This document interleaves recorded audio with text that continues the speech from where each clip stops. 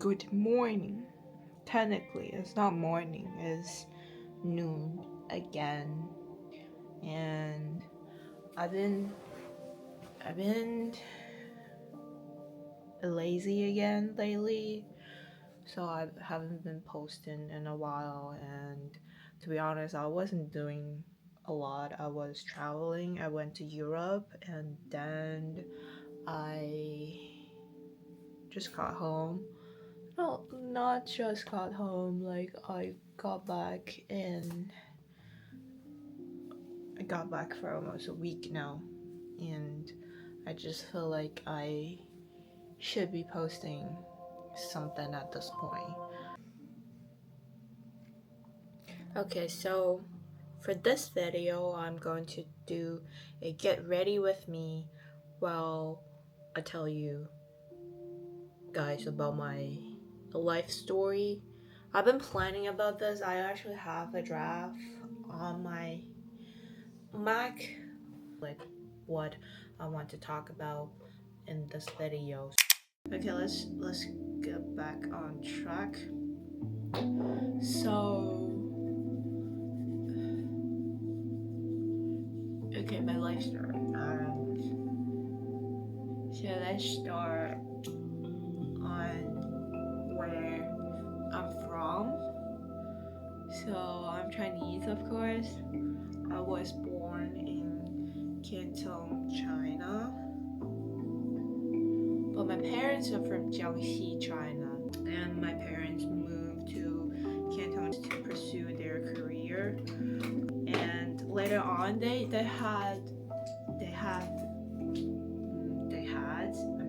basically retired right now.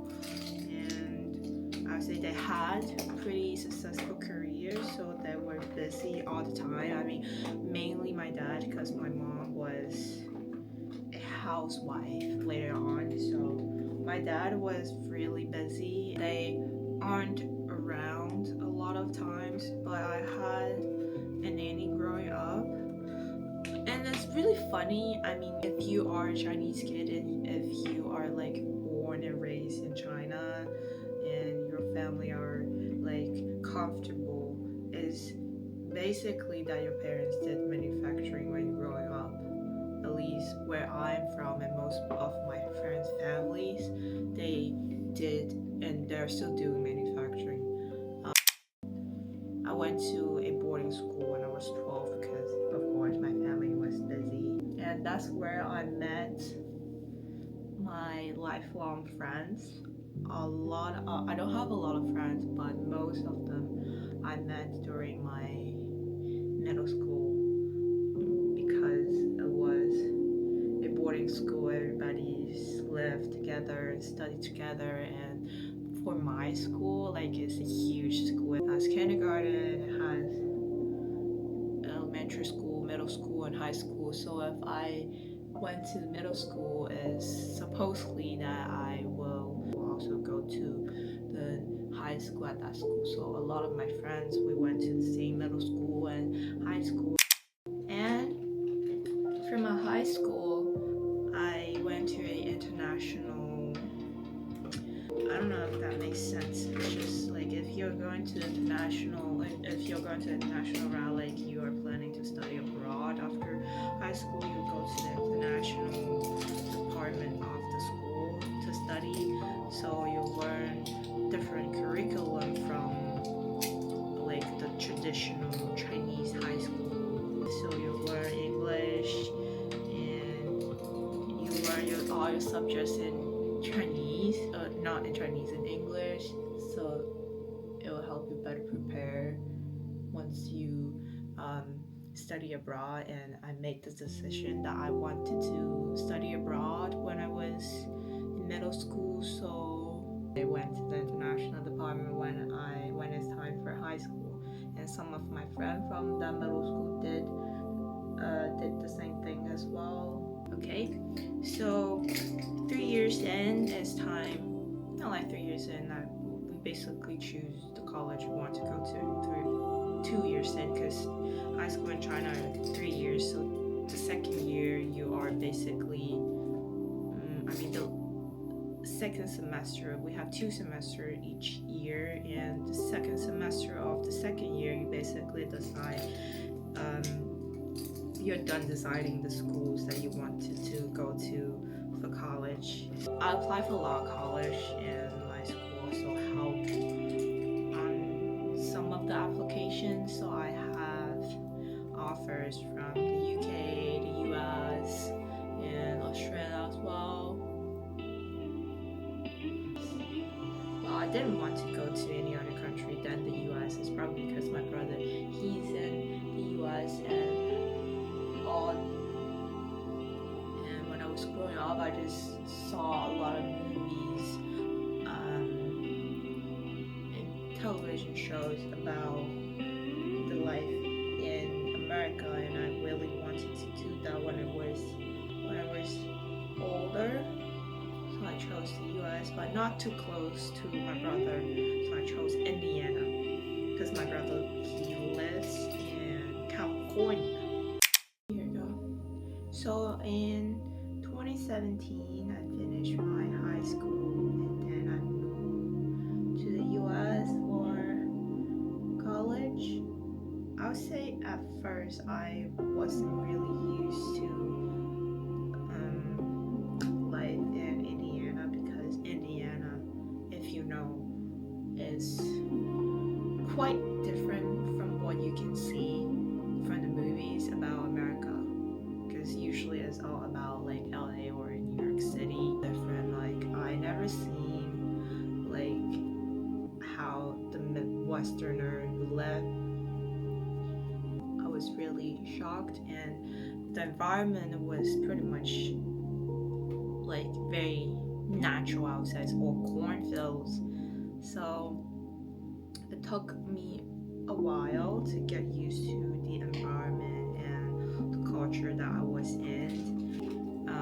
I was a undecided major when I first got to IU, and later on I decided I was going to major in public financial management because I was aiming for Cali, if you know, the business school, but I didn't get in because I wasn't paying too much attention about school. So I graduated again in 2021. I just felt like I wasn't ready for the real world, so I just decided maybe I should do one more year of school just to get myself, like, give me some buffer time to get ready for the adult life. So 2022, I just went back to school. I went to Cali this time. I got in, and I was majoring in finance. It was a fun time and a difficult time. The coursework was really intense because it's only a 1-year program, but I met a lot of great people at that time as well because it's a small program. I'm just grateful that I met them, and we were able to have this 1 year together.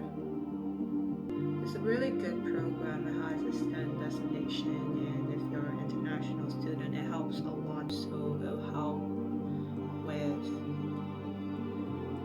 employment a lot because your employer will be sure that you can stay in the US for at least 3 years before you got the lottery of H-1B, which is the work visa. Okay.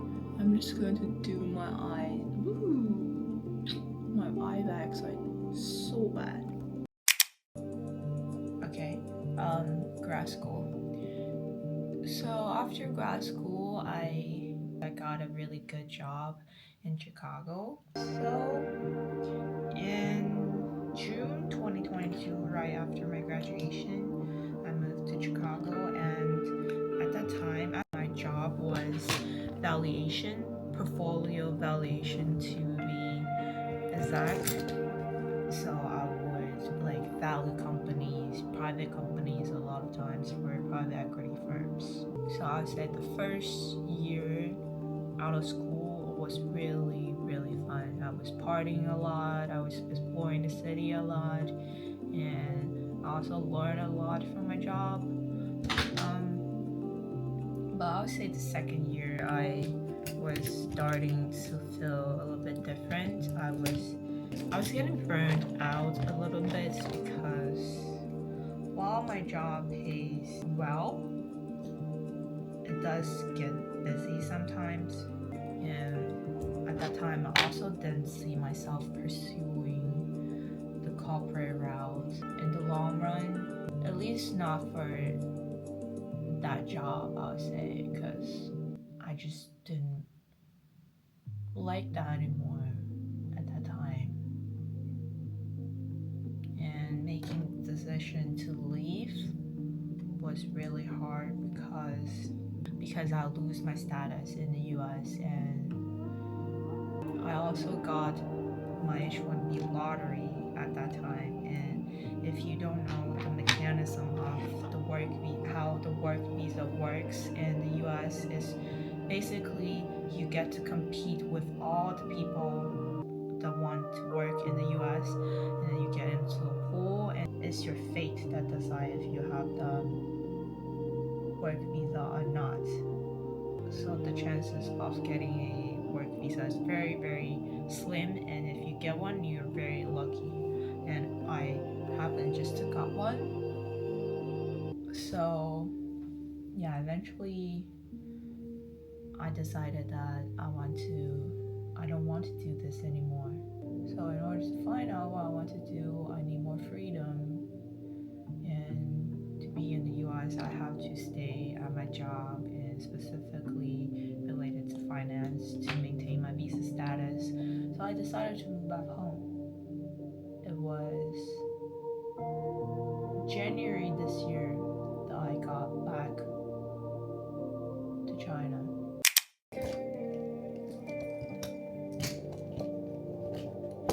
January 2025, and I stayed home for a bit, and then I traveled for a bit, and then in May 2025 I decided I am going to move to Shanghai because I got a new job.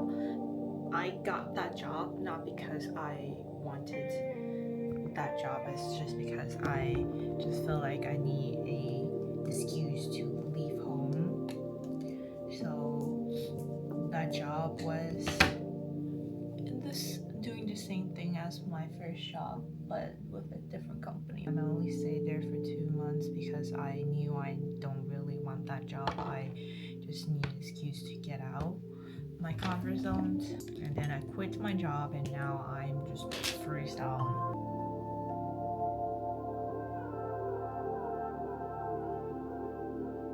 And then I quit in July, and then ever since July I just been freestyling. I travel a lot, and I do a lot of journaling, basically trying to figure out like what the fuck do I want to do with my life, basically.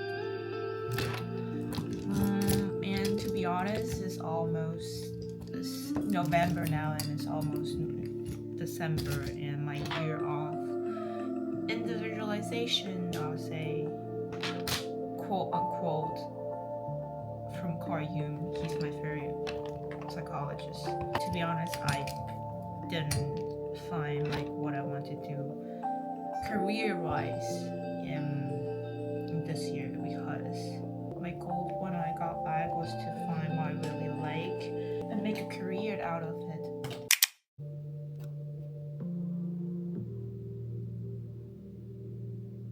And I'm very grateful that I have this opportunity to just take a gap year, figuring out myself, and I can really get to live in the present at this point, because it takes me a while to get to live outside of my head and just live in my body. It was really hard for me because I was always living in my head, because I was anxious, I was depressed, and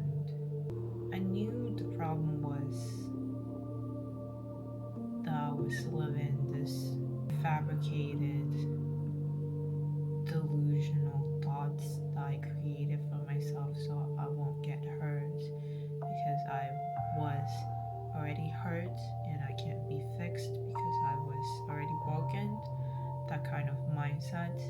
So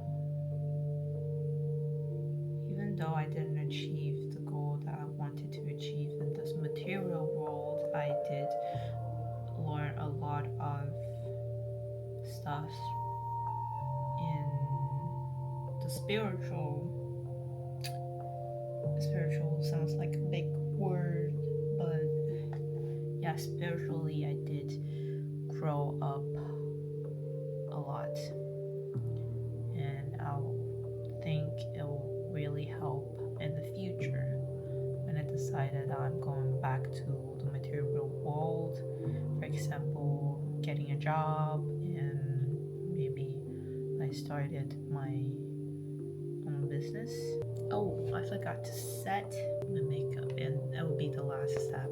It's going like my next step in terms of life is that I will probably move back home next month, and it's because I already stay in Shanghai for 7 months already, and I feel like it's like enough to get the full experiences, and then I'll spend some time with my family, with my mom especially, and then in January I'll go to my friend's wedding, and in February is Chinese New Year, so I'll probably not doing a lot of stuff in the next couple months. I'll probably still look for jobs, but this time I am not going to just get a job because I feel like I want a job. It's just at this time I'm going to get a job because I am really interested in that job and that job is suitable for me.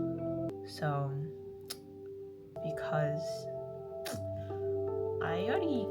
I took a gap year, and I just feel like I feel ready, and I actually happy with myself right now. So I think I'm ready to go back into the real world, and I'm going to take my stuff. The weather is so good today. I hope you guys enjoyed this video. I'll see you guys next time.